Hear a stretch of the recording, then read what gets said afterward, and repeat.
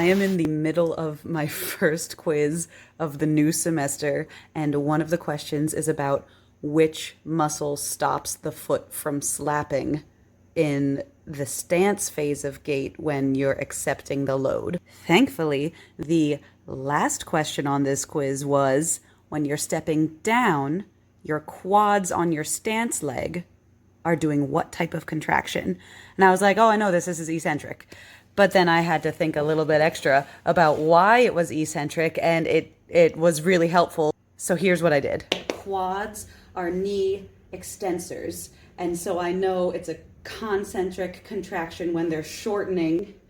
Eccentric, the knee extensors are actually flexing the knee eccentrically. Sometimes it's also about if it's open chain or closed chain, right? Because it's easier for me to remember the quads or the knee extensors when I think about open chain. But in closed chain, knee extension looks like this. This is concentric shortening, eccentric lengthening. And that's what I had to do to remember how dorsiflexion and plantar flexion works, right? Because I had to think open chain versus closed chain. Let me show you what I did.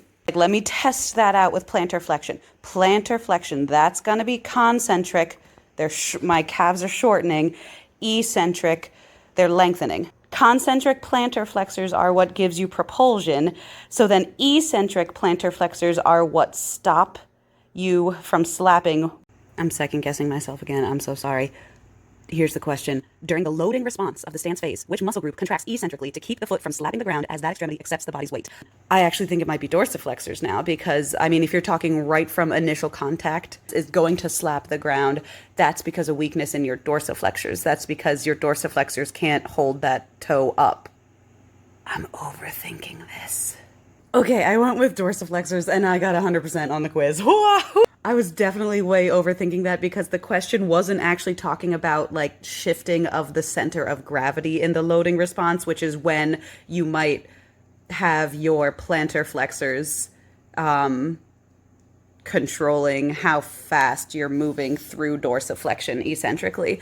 It was talking about that initial contact, that heel strike, as you're moving into the loading response, not when you're moving through the loading response.